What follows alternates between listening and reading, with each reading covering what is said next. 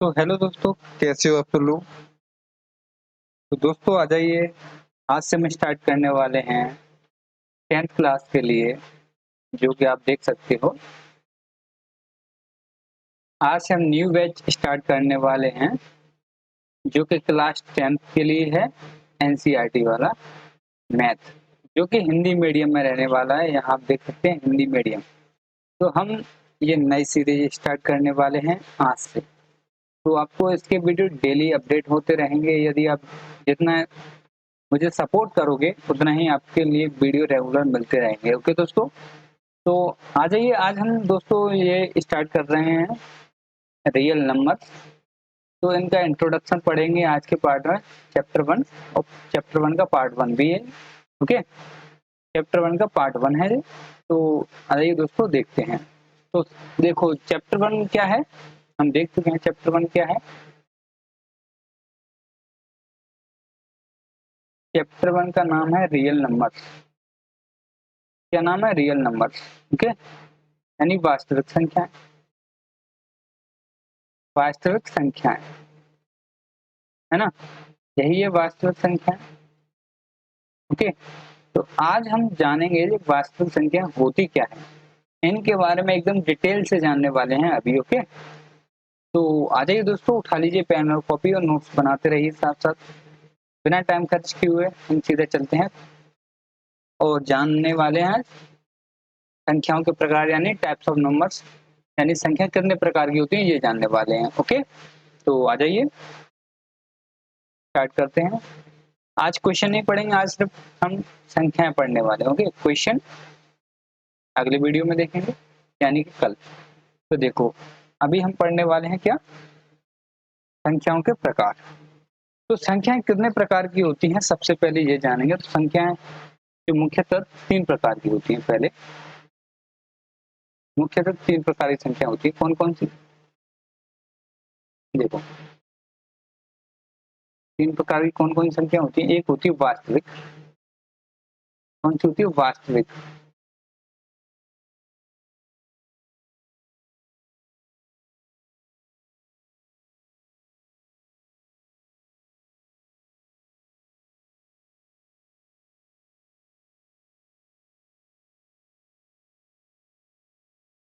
एक होती है वास्तविक, दूसरी होती है आभासी, यानी काल्पनिक कह सकते हैं उसको।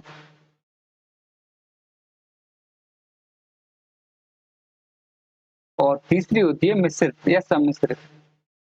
तीसरी कौन सी होती है? मिश्रित। मिश्रित क्या होती है? जो इन दोनों से मिलकर बनती है उसको मिश्रित कह सकते हैं। ओके, वास्तविक काल्पनिक से जो मिलकर बनती है उसको हम मिश्रित कहते हैं। ओके, तो इतना समझ लो। अब देखो आगे, अब हम जानेंगे कि जो वास्तविक संख्या ये क्या होती है। तो वास्तविक संख्या, जैसे कि वास्तविक संख्या जानेंगे जैसे कि एक जो लाइन है, रेखा, इस रेखा पर जो नंबर ड्रॉ कर सकते हैं हम, जैसे कि 1, 2, 3, या पॉइंट में भी हो सकता है, 3.5 ही हो सकता है, 4.5, 6.3, कोई भी नंबर संख्या रेखा पर कोई भी बिंदु हो सकता है ना। इस संख्या रेखा पर कोई भी बिंदु हो सकता है, और इधर इधर भी हो सकता है। ये अच्छे, इससे -1, -2, -3, इसी प्रकार -4.5, -6.875, ऐसा कोई भी नंबर हो, 9.678, तो ये मतलब चलता जा रहा है डेसिमल, कोई दिक्कत नहीं है। यानी ऐसा कोई नंबर, ये जो नंबर है वो कौन से हैं? वास्तविक नंबर है। समझ में आ गया? इस संख्या रेखा पर कोई भी बिंदु हो सकता है, इधर माइनस में भी हो सकता है, प्लस में भी हो सकता है, उसको हम वास्तविक संख्याएं कहते हैं। आगे समझ में, आगे और डिटेल में जानेंगे, क्योंकि हम वास्तविक संख्या ही पढ़ने वाले हैं आज। ठीक है, तो अभी आपको जो शॉर्ट में समझ लिया आपने, वास्तविक संख्या क्या होती है? जो संख्या रेखा पर प्रदर्शित की जा सकती है। ओके, उन्हें हम क्या कहते हैं? वास्तविक संख्या कहते हैं। ठीक है, इसके बाद पहले हम वास्तविक संख्या का टाइप समझ लें। काल्पनिक संख्या क्या होती है? काल्पनिक संख्या जैसे कि रूट में कोई भी नंबर माइनस में आ जाए, जैसे कि -2 हो सकता है रूट में, -3 हो सकता है, -6 हो सकता है, कोई भी नंबर है ना, नंबर, ओके। कोई भी नंबर यदि माइनस में रूट में आ जाएगा तो ये क्या कहलाएंगे, काल्पनिक, ओके। तो ये भी आप समझ गए काल्पनिक क्या होता है और वास्तविक क्या होता है। अब मिश्रित क्या होता है, इसके लिए देखो मिश्रित क्या होता है, मिश्रित यानी जो काल्पनिक और वास्तविक से मिलकर बना हो, जैसे कि मैंने लिख दिया 5 प्लस ये क्या हो गया, मेरा मिश्रित हो गया। ये कौन सा हो गया, मिश्रित हो गया। ये काल्पनिक क्या हो गया, आपको समझ में आ ही गया है, कोई भी नंबर जो रूट में लिखा हो और माइनस में हो, रूट में माइनस में आ रहा हो, वो क्या होगा, काल्पनिक होगा।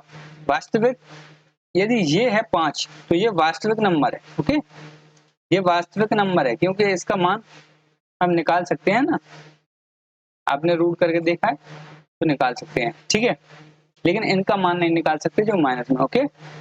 तो ये आपको समझ में आ गया, आगे बढ़ जाते हैं।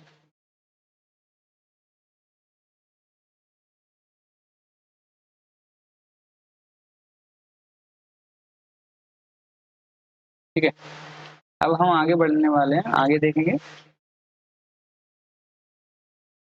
देखो, अब वास्तविक संख्याएं जो होती हैं इसके भी दो प्रकार होते हैं, ये आपको समझ में आ गया। तो अब वास्तविक संख्याएं दो प्रकार की होती हैं, हम वास्तविक संख्या पढ़ेंगे आज ओनली, ठीक है। ये काल्पनिक और मिश्रित पढ़ने वाली नहीं होती, हमारे जो पढ़ने वाली होती है वास्तविक संख्याएं, रियल नंबर्स होते हैं ओनली, और रियल नंबर्स यानी वास्तविक संख्या, ओके। जी, अब इसके दो प्रकार होते हैं, कितने प्रकार होते हैं, दो प्रकार। पहला प्रकार जिसको हम कहते हैं पूर्णांक यानी इंटीजर नंबर, पूर्णांक, ओके, सुना होगा आपने पूर्णांक। और एक होता है दशमलव। पूर्णांक और दशमलव क्या होता है, देखो कोई भी नंबर लिखा है ऐसे 3, 5, 7, 9, चाहे ये माइनस में भी हो सकता है या प्लस में भी, ये पूरा डिजिट है एक, तो ये क्या हो सकता है, ये पूर्णांक होते हैं। यदि यही मैं लिख दूं 7.9 तो ये दशमलव में पहुंच गया, है ना। तो ये दशमलव है और ये इंटीजर है, यानी ये पूर्णांक है, ओके। ये डेसिमल है और ये इंटीजर, ओके।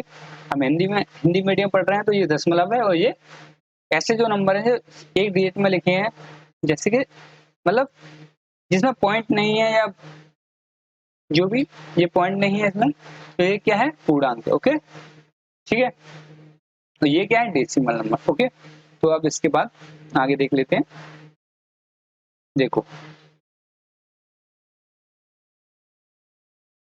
अब पूर्णांक जो होते हैं इसके प्रकार देखते हैं। पूर्णांक, इसको मैं हटा दूं,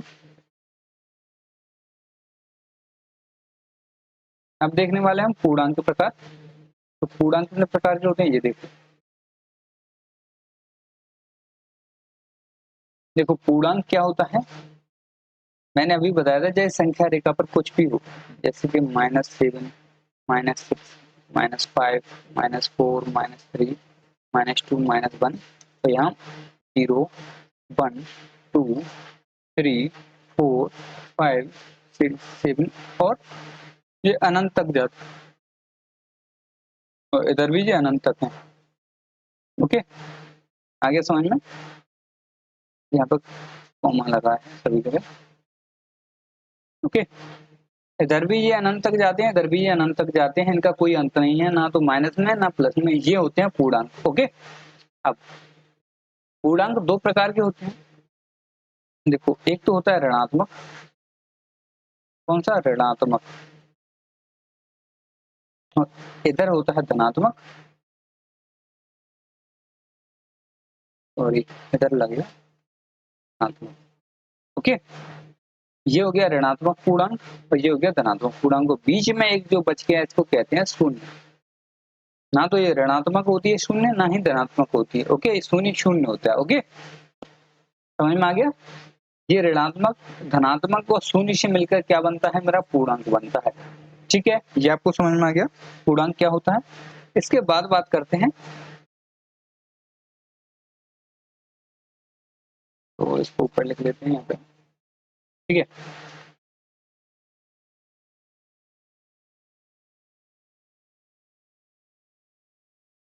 देखो ये हो गया धनात्मक शून्य और ऋणात्मक शून्य धनात्मक। अब आपने देखा होगा पूर्णांक में जो धनात्मक शून्य और धनात्मक दोनों को मिला दिया जाए तो ये मेरा क्या बन जाएगा, ये बन जाएगा मेरा पूर्ण संख्या। पूर्ण संख्याएं है ना, पूर्ण संख्याएं। पूर्ण संख्याएं क्या होती हैं, तो 0 से 1 2 3 4 और अनंत तक जाती हैं, ये होती है मेरी पूर्ण संख्या। और जिसमें शून्य नहीं है, सिर्फ धनात्मक पूर्णांक है, जो क्या है धनात्मक पूर्णांक। पूर्णांक जो ओनली धनात्मक पूर्णांक है, ये क्या कहलाते हैं मेरे, प्राकृतिक संख्या। प्राकृतिक संख्या कहते हैं इनको, प्राकृतिक संख्या। इनको क्या कहते हैं, प्राकृतिक संख्या कहते हैं, नेचुरल नंबर्स कहते हैं। ये कहाँ से स्टार्ट होते हैं, इनका एग्जाम्पल क्या है, इनके एग्जाम्पल की बात करें तो ये होती है 1 2 3 4 5 6 और ये अनंत तक जाती है, अनंत तक जाती है, इनका कोई अंत नहीं है। इसी प्रकार इनका भी कोई अंत नहीं है। तो अभी आपको समझने वाली बात क्या है, प्राकृतिक संख्याओं और पूर्ण संख्या में अंतर क्या है। देखो मैंने अभी बताया, देखो 0 से यदि स्टार्ट हो जाए, 0 से स्टार्ट हो जाए तो वो पूर्ण संख्या, और जो 1 से स्टार्ट होती है वो प्राकृतिक संख्या है। अब मान के चलो मैंने कहा आपसे कोई प्रथम, सॉरी कोई को हटा दो, कोई की जरूरत नहीं, मैं आपको बता ही देता हूँ सीधा। जैसे मैंने आपसे कह दिया प्रथम 5, पहली 5 पूर्ण संख्याओं का योग, पूर्ण संख्या का योग। ये अलग से बता रहा हूँ, इसमें नहीं है ना, इसमें नहीं है, ये अलग है, ठीक है। प्रथम 5 पूर्ण संख्याओं का योग जब पूछा जाए तो आप पहली 5 पूर्ण संख्या कौन सी है, 1 0 1 2 3 और 4। पहली 5 हो गई ना, 1 2 3 4 5, 5 संख्या हो गई, तो इनको जोड़ेगा 3 7 और 10, कितना हो गया 10।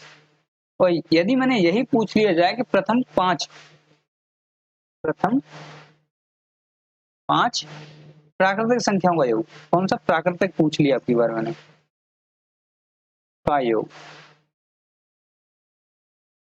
तो क्या होगा, तो देखो प्रथम 5 प्राकृतिक, तो प्राकृतिक 1 से चालू होती है ना,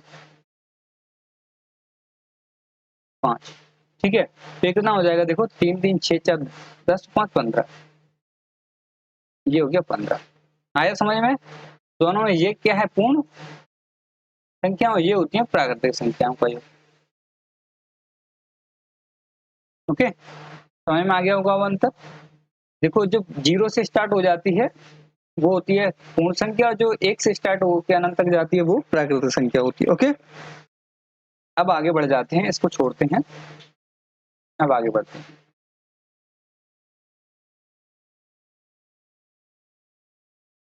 ओके, तो अब आगे प्राकृतिक संख्याओं के प्रकार पढ़ेंगे। अब कौन से प्राकृतिक संख्याओं के प्रकार,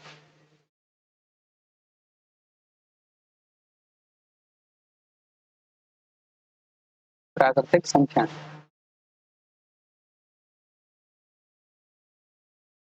प्राकृतिक संख्याओं के टाइप पढ़ने वाले हैं, है ना। तो देखो इसमें पहला टाइप होता है अभाज्य संख्या,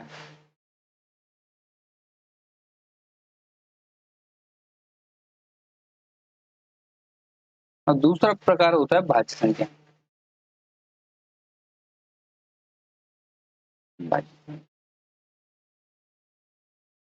ओके, पहला हो गया अभाज्य, दूसरा हो गया भाज्य संख्या।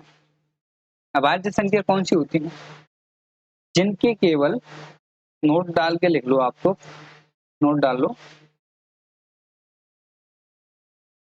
नोट डाल लो अब, अभाज्य संख्याओं के लिए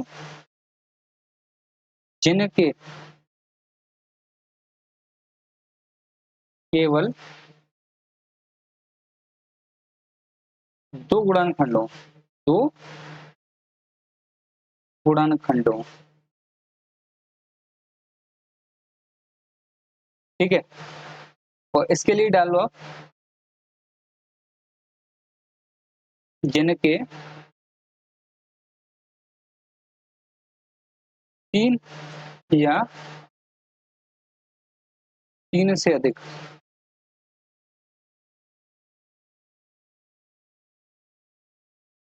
गुणनखंड।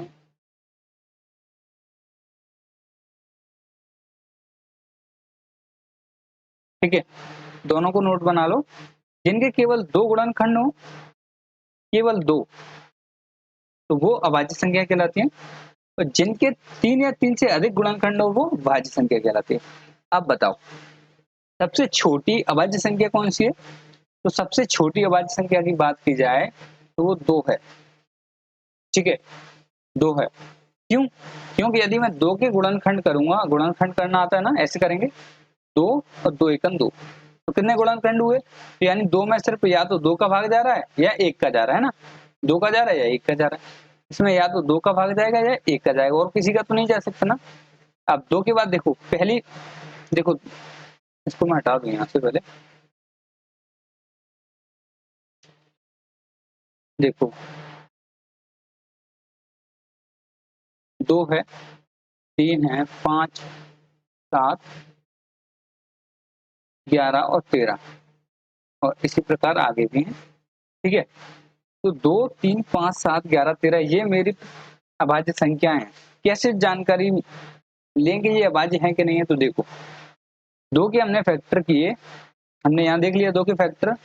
इसी प्रकार हम 3 के करेंगे, तो 3 के करके देखो 3 का भाग 3 का जा रहा है या 1 का जाएगा? 3 एकम 3 है, या तो 1 का जाएगा या 3 का जाएगा। इसी प्रकार 5 का देखो, 5 का 5 में 5 का जाएगा या 1 का जाएगा। ये एक बात समझ लो, ऐसा अभाज्य संख्या वो संख्या होती है जिसमें या तो खुद का भाग जाता है, जो खुद है वो संख्या उसका, या फिर 1 का जाएगा। इनको छोड़ के कोई भी अन्य संख्या का भाग उसमें नहीं जाता, उसको भाज्य संख्या कहते हैं।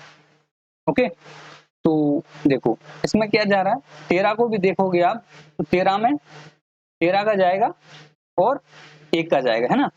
तो अब आपको समझ में आ गया होगा इसके फैक्टर क्या है, 2 और 1, 3 के भी यही है, 3 और 1, 5 का क्या है, 5 और 1, है ना। समझ में आ गया आपको? ऐसी संख्या जिनमें या तो खुद का भाग जाए या खुद के अलावा 1 का भाग जाए, यानी सिर्फ 2 गुणनखंड हो, हर प्रत्येक कंडीशन में सिर्फ 2 गुणनखंड होने चाहिए, तभी ये अभाज्य संख्या कहलाएगी। ओके, अब आपको यदि कोई डाउट आ रहा हो कि 1 क्या है, ये भाज्य है या अभाज्य है, ऐसा डाउट किसी को आ रहा है, भाज्य है या अभाज्य, बताएंगे?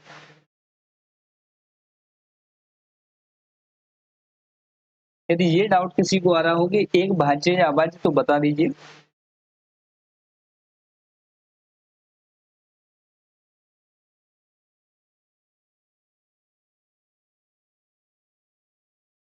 तो देखो हम कह सकते हैं ना तो ये भाज्य, ना भाज्य, ना अभाज्य।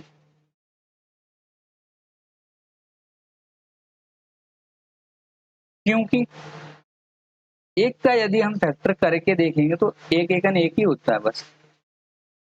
यदि ऐसे लिखेंगे तो भी आप देखोगे ये दोनों नंबर तो एक ही है, तो 1 का सिर्फ 1 ही फैक्टर होता है। तो मैंने अभी बताया था अभाज्य संख्या कौन सी होती है, जिनमें केवल 2 गुणनखंड हो, जिसके केवल 2 गुणनखंड हो। यहाँ पे तो 1 का सिर्फ 1 ही गुणनखंड है, यानी ये तो खुद 1 ही है ना। 1 के अलावा कोई ऐसा नंबर तो नहीं है जिसमें 1 का भाग चला जाए। 3 में है, 3 में 3 का जा रहा है, 1 का जा रहा है, 5 में 5 का जा रहा है, 1 का भी जा रहा है। लेकिन एक नंबर ऐसा है जिसका 1 ही है, वो तो इसमें खुद का ही भाग 1 जा सकता है और किसी का भाग जा नहीं सकता, इसलिए ना तो ये भाज्य ना ही अभाज्य है। ओके, अब भाज्य संख्याओं की बात कर लेते हैं। इतना आपको समझ में आ गया हो तो भाज्य संख्या, जैसे कि देखो पहली भाज्य संख्या होती है 4। अब मैं 4 के गुणनखंड करके दिखा देता हूँ आपको। 2 दूनी होता है 4। ओके, अब ये आपको समझ में आ गया, 2 के फैक्टर देख लिए। तो 4 में किसका भाग जा रहा है? एक तो 4 का खुद का भी जा सकता है, 2 का भी जा रहा है और 1 का भी जा रहा है। अब यहाँ ऊपर ध्यान दो, 3 या 3 से अधिक, 3 देखो 3 फैक्टर हो रहे हैं, 4 2 1, 3 हो रहे हैं कि नहीं हो रहे बताओ? मैंने कहा था 3 या 3 से अधिक गुणनखंड हो, तो यहाँ 3 तो है, तो ये भाज्य है। जैसे कोई और नंबर ले लेता हूँ मैं, 6 ले लेता हूँ। देखो 6 को मैं यदि काटूंगा तो 3 से काट सकते हैं 2 आएगा, 2 से काट सकते हैं 1 आएगा। तो मैं 6 के गुणनखंड लिख के दिखा दूं आपको। 6 से 6 कटेगा, 3 से 6 कटेगा, 2 से 6 कटेगा और 1 से भी कटेगा। तो इसके कितने गुणनखंड हो गए? 4 हो गए। कितने हो गए? 4, है ना। इसके कितने गुणनखंड हो गए? 4 हो गए। ओके, तो ये आपको याद रखना है। ओके, इनके 4 गुणनखंड हो गए और इसके 3 गुणनखंड हो गए। मुझे चाहिए तो 3 या 3 से अधिक। 8 को लेके देख लो आप, 8 भी भाज्य संख्या है, तो देखो 2 से काटोगे आप 4 बार आएगा और फिर 2 से काटोगे 2 आएगा, फिर 2 से काटोगे फिर 1 आएगा। अब 8 के गुणनखंड करके देखो आप, 8 में किसका भाग जा रहा है? 8 का जा रहा है, 4 का भी जा रहा है, 2 का भी जा रहा है और 1 का भी जा रहा है। इसमें इसके कितने गुणनखंड हो गए? 4, 1, 2, 3, 4। यानी मैंने अब बताया था आपको भाज्य संख्या कौन सी होती है, जिनमें 3 या 3 से अधिक जिनके गुणनखंड हो। ओके, तो ये आपको समझ में आ गया भाज्य और अभाज्य। ओके,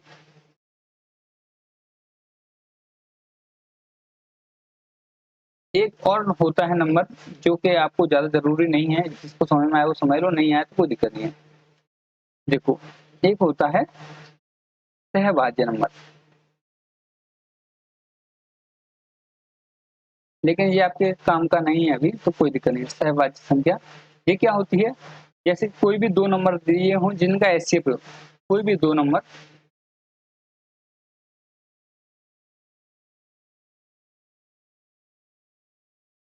कोई भी दो नंबर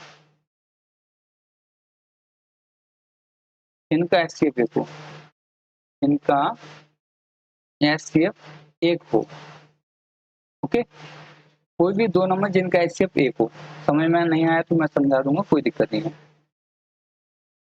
सहभाज्य संख्या कहलाती है। देखो, जैसे कि मैंने लिखा 5 और 6, इनमें देखो कॉमन क्या है? सिर्फ एक है और कुछ कॉमन हो ही नहीं सकता। ठीक है, जैसे मैंने लिखा 12 और 13, 12 और मैं क्या लिख सकता हूँ, ऐसा कोई भी नंबर हो सकता है, 17 भी हो सकता है। इनमें कुछ भी कॉमन ना हो, एक के अलावा कुछ भी कॉमन ना हो, है ना, एक के अलावा कुछ कॉमन ना हो, उसको हम सहभाज्य संख्या कहते हैं। ठीक है, तो जब आपको समझ में आया गया हो तो ठीक है, नहीं आया तो कोई दिक्कत नहीं। ओके, अब इसके बाद आगे बढ़ जाएंगे, इसको छोड़ देते हैं। ठीक है, ये यदि आपको समझ में आया हो तो ठीक, नहीं आया तो कोई दिक्कत नहीं है, ये आपके काम का नहीं है। आप थोड़ी बहुत बातें दशमलव की कर लेते हैं। ओके, दशमलव क्या होता है ये भी आप जान लेंगे अभी। ठीक है, तो दशमलव की बात कर लेंगे थोड़ी सी। तो दशमलव, देखो हमने पूरे इंटीजर नंबर पढ़ लिए, अब बात कर रहे हैं हम किसकी? दशमलव की, है ना। तो दशमलव क्या होता है ये जानेंगे अभी।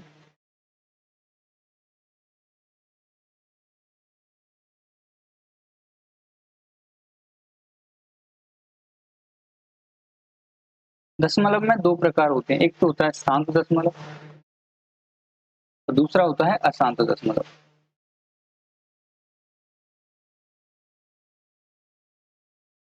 ठीक है, एक होता है शांत दशमलव, दूसरा होता है अशांत दशमलव। ठीक है, शांत दशमलव और अशांत दशमलव क्या होते हैं ये जानने वाली बात है। तो देखो, शांत दशमलव जैसे कि मैंने लिख दिया 5.368, ये हो गया मेरा शांत दशमलव। मैंने लिख दिया 3.1437, ये लिख दिया 1.23, ये लिख दिया। अब अशांत क्या होता है? जैसे मैंने लिख दिया 5.343434, और ये ऐसे ही चलते जा रहा है, मतलब खत्म नहीं होगा कभी भी। एक 6.8888, ये भी चलते जा रहा है। मैंने लिख दिया 7.34569878, कुछ भी, मतलब इसका कोई सीक्वेंस नहीं है, कुछ भी ऐसे 16 पॉइंट।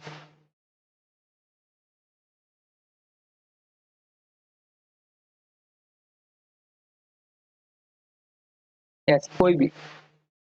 अब आपको समझ में आ गया, और ये शांत दशमलव क्या होता है? शांत दशमलव, शांत दशमलव क्या होता है?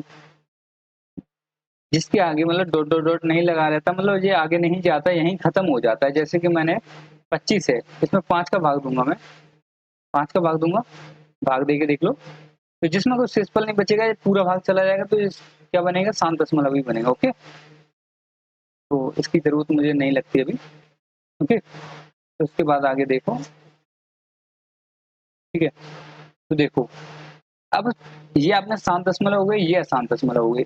अब इनमें एक चीज और देखो कि इसमें आपको दिख रहा होगा, यहाँ क्या है 34 34 34 ऐसे रिपीट होते जा रहा है, यहाँ 8 8 8 8 रिपीट होते जा रहा है और यहाँ कुछ भी रिपीट नहीं हो रहा। तो अशांत दशमलव में भी दो प्रकार होते हैं, जैसे कि ये तो रिपीट हो रहे हैं, सेम सेम 34 34 34, इसमें 8 8 8, इसमें कुछ भी रिपीट नहीं हो रहा है ना। तो इनको कह सकते हैं हम पुनरावृत्ति दशमलव, पुनरावृत्ति अशांत दशमलव, जिसमें रिपीटिंग, इंग्लिश में इसको कहेंगे repeating non terminating decimal. Okay, तो हम हिंदी में देखेंगे इसको पुनरावृत्ति अशांत दशमलव।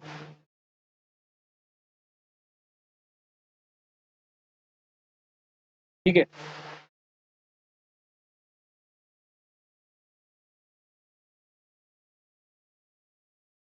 इनको कहेंगे पुनरावृत्ति अशांत दशमलव, यानी जिसमें क्या हो रही है, आवृत्ति हो रही है सेम सेम।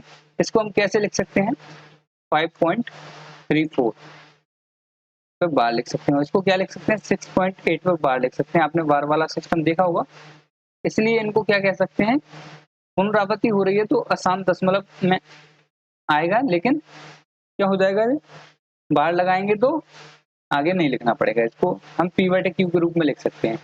ओके, लेकिन इनको हम पी बटे क्यू के रूप में नहीं लिख सकते, इनकी पुनरावृत्ति नहीं हो रही, तो इनको क्या कह सकते हैं, गैर आवृत्ति कह सकते हैं। ओके, इनको कह सकते हैं आवृत्ति, इनको कह सकते हैं गैर आवृत्ति दशमलव। हिंदी में लिखने में दिक्कत है, बाकी इंग्लिश में इसको लिखेंगे non repeating non terminating decimal. Okay, Hindi में थोड़ी दिक्कत हो जाती है, इसको दशमलव, इसको पुनरावृत्ति को हम लिख सकते हैं आवृत्ति अशांत दशमलव। ठीक है, इसको कह सकते हैं, इसके बजाय, इसकी बजाय कह रहा हूँ, आवृत्ति अशांत दशमलव कह सकते हैं, इसको कहते हैं गैर आवृत्ति अशांत दशमलव। ओके, अशांत दशमलव। ठीक है, तो ये आपको समझ में आ गया होगा। अब आगे बढ़ जाते हैं, थोड़ा सा कुछ और काम की बात करेंगे।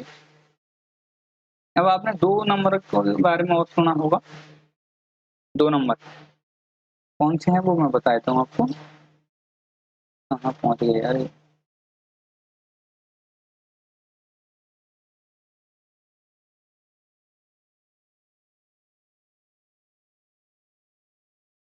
रुक जाए यार।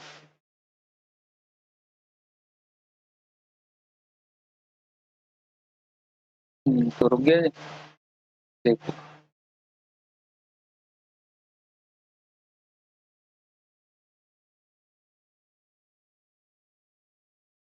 देखिए, एक आपने सुना होगा कौन सा, परिमेय संख्या,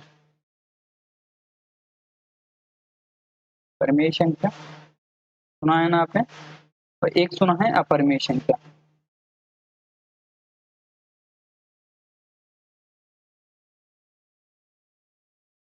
ठीक है, एक होता है परिमेय संख्या, एक होता है अपरिमेय संख्या। ठीक है, देखो ऊपर आपको यदि, आप तो सिर्फ इतना देख लेना शांत दशमलव और अशांत दशमलव, बस ये आज यदि आपको समझ में ना आए ना, कोई दिक्कत नहीं है, ये यदि आपको समझ में ना आए तो कोई दिक्कत नहीं है। ठीक है, तो अभी आप देखिए परिमेय संख्या और अपरिमेय संख्या क्या होती है।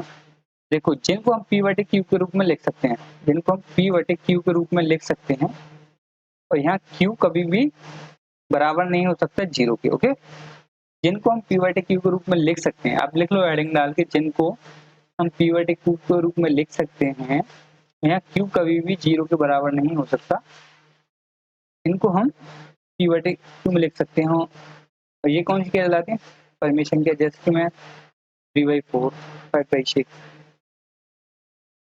9/11, ऐसा कोई भी नंबर हो सकता है। ओके, ठीक है, और देखो आपने पाई देखा है ना, पाई इसमें ही आता है, आसान दशमलव में आता है पाई। ओके, पाई का मान होता है क्या, 3 पॉइंट, आगे चलते जाता है, ये कभी खत्म नहीं होता है ना, तो ये पाई आसान दशमलव गैर आवृत्ति दशमलव में आता है। ओके, और अपरिमेय संख्या कौन सी होता है, ये नीचे वाले जो थे, आसान गैर आवृत्ति गैर आवृत्ति अशांत दशमलव जो थे ना, ये आते हैं परिमेय संख्या में, ठीक है, जिनको हम पी बटे क्यू के रूप में नहीं लिख सकते, बस इसका अपोजिट हो जाएगा, जिनको हम पी बटे क्यू के रूप में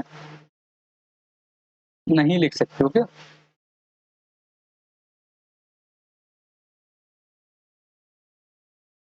ओके, देखो एक चीज और समझो आप,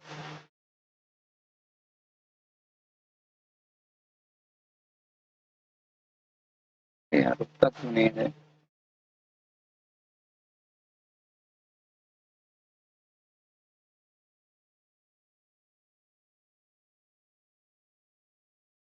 देखो यहाँ पे जो मैंने दिखाया है, यहाँ इनमें से कोई भी नंबर मैं यदि ले लूँ, यहाँ से कोई भी नंबर इनमें से, जैसे मैं 1.23 को मैं यदि पी बटे क्यू के रूप में लिखूंगा तो कैसे लिखूंगा, मैं ये पॉइंट हटाऊंगा तो नीचे 2 जीरो बढ़ जाएंगे कि नहीं बढ़ेंगे बताओ।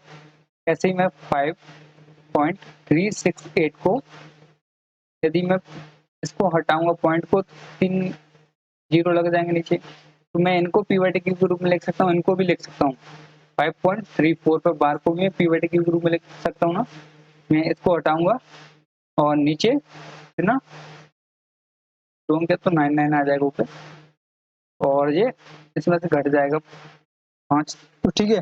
तो ये हम आगे सीखेंगे बार को सॉल्व करना, तो अभी हमें इसकी जरूरत नहीं है। बाकी आप इसको समझ लो कि इनको हम पी बटे क्यू के रूप में लिख सकते हैं, इन दोनों को हम पी बटे क्यू के रूप में लिख सकते हैं, लेकिन इनको नहीं लिख सकते पी बटे क्यू के रूप में। ओके, तो ये दोनों परिमेय संख्या होती है, ये परिमेय में आता है गैर आवृत्ति अशांत दशमलव वाला। आगे इनको और डिटेल में समझेंगे दोस्तों। तो आज के लिए दोस्तों इतना ही काफी है। तो दोस्तों यदि आपको वीडियो अच्छा लगा हो तो वीडियो को लाइक कर सकते हो। ओके, तो वीडियो को लाइक जरूर कर दीजिएगा यदि आपको वीडियो अच्छा लगा हो तो। ठीक है दोस्तों, मिलते हैं कल। वीडियो को कर दीजिए लाइक और चैनल को कर दो सब्सक्राइब। बाकी अपने आगे दोस्तों को भेजते रहिए इसको, जिससे वो भी कुछ 10th का पढ़ सकें, जो हिंदी मीडियम वाले हैं उनके लिए। ओके, तो दोस्तों यदि आपको वीडियो अच्छा लगा तो शेयर जरूर करें अपने दोस्तों को। ठीक है दोस्तों, आज के लिए इतना ही, मिलते हैं अगली वीडियो में।